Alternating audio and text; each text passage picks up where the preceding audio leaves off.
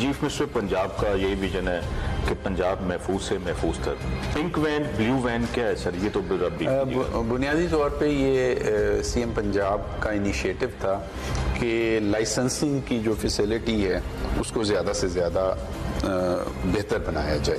ہم نے یہاں پہ ڈیٹا سینٹر اسٹیبلش کیا چند ماہ پہلے، جس میں ہم نے حادثات کا ڈیٹا اکٹھا کرنا شروع کیا، انالیسس کرنا شروع کیا.